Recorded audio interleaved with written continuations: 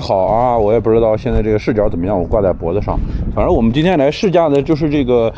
奔达新到的这个拿破仑。那从第一次看到这台车，到现在终于这个车实际下线，也经历了我觉得算是比较长的一个时间吧。我是在最早看到它应该是在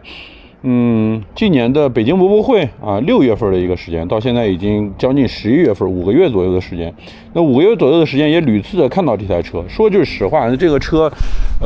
它跟我第一次，那我们就先把这个外观简单的看一下吧，省得一会儿天黑了啊。这台车的整个完成度还是相当高的。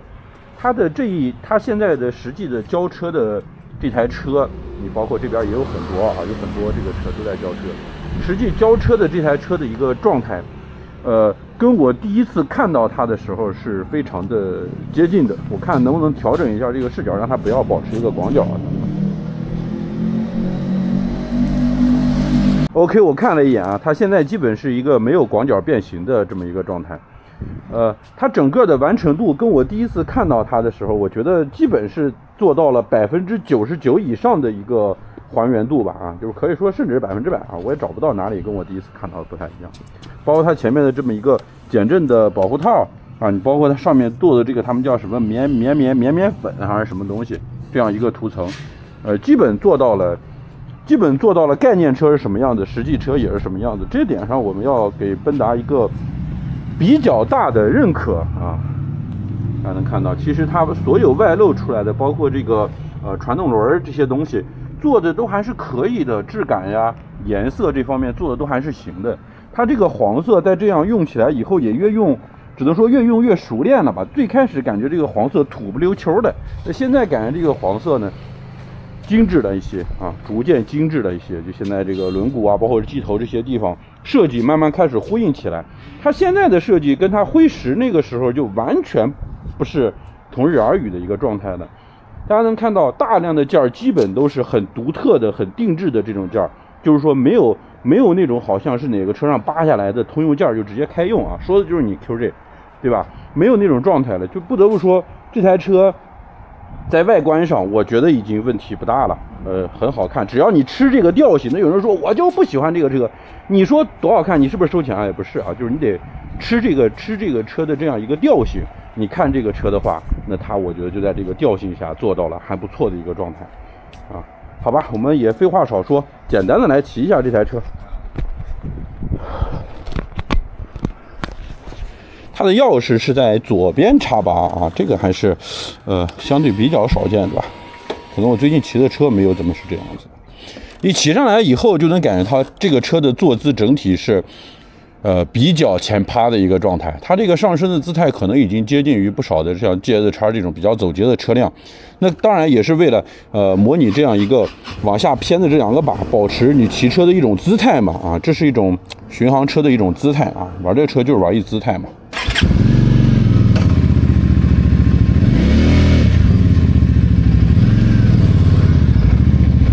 那骑上来以后不在店里了，我还是要说这个奔达其实也可以把自己的骑行质感再往上提一提。他现在搞的有时候会搞得我很尴尬，因为大家也知道现在奔达的车骑行质感要稍微落后于这个无极和春风嘛啊，但是呢，它这个车的外观做的又不错，所以说你会不免拿来一块比。那比的时候呢，可能就会对它的这个操控啊，包括一些油门啊、刹车啊这些地方啊，可能说它还有进步的空间。那这样呢，就会导致这个经销商可能不老乐意，大家都怪熟的，对吧？老四你怎么能这样呢，是吧？过来让你试车，你把我们车说成这样，所以说，其实我也不想说，我说了以后我也不是很爽，对吧？但是呢，这又得诚实的说，所以说你奔达你可以相对的把这个车可以做的稍微好一点，大家都省力一些，每个人都开心一些。你这么好看，就把它这个骑行质感也往上走一走，好吧？我们说了一堆废话，我们就进入正题，来聊一聊这个车的一个骑行质感啊。我一试坐上来，感觉这个车的离合特别的靠外啊，特别的靠外，就是这个要几乎完全松掉它才走的一个状态，这个也稍微适应一下，这倒不算什么问题，只不过说可能做的就比较的靠外。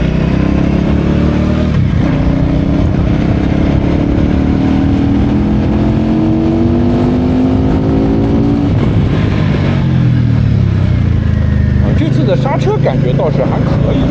刹车倒是感觉还可以。这个发动机的震动，说实话，还有进步的空间啊，还有进步的空间。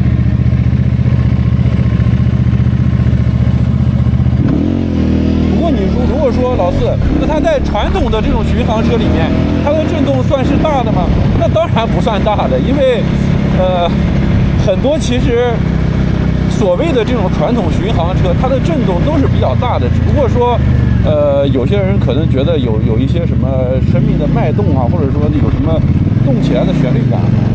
这个车可能它因为它是一个比较小排量的这么一个车，可能这个震动感就我觉得不算好吧，这个震动可能不算好，手把会感觉有一点点滑。就这样才4000转左右，我觉得手把也有比较明显的震动感。脚踏和坐垫倒是还不错，控制的倒是还不错。可能是因为这个手把的这种结构啊，手把比较窄，所以会导致这个震感还挺大的。换挡的质感，我觉得以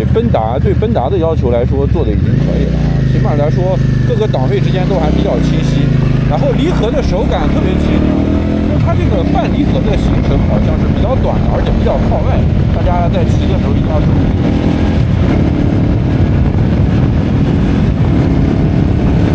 我觉得就维持在5000转内再骑这台车，感受还可以啊，感受还可以。手把有一些震动，但是还在能接受的范围内啊。就是它这个一定要有这个外形，我觉得我才能接受这个。如果它长得是辉驰那个样子，我是无法接受的。不是说辉驰不帅，只不过说辉驰没有这么帅。它这个外形是我可以忍受它一些这个机械层面的一些小问题。甚至你会感觉，因为它有了这样一个外观，它机械层面这些粗犷的感觉反而有说法了，哈哈，就没办法。其实每个人都是外贸党，我也是个外贸党。它这个车在过弯的时候，这个操控还是稍微有一点点的僵硬，稍微有一点点的僵硬。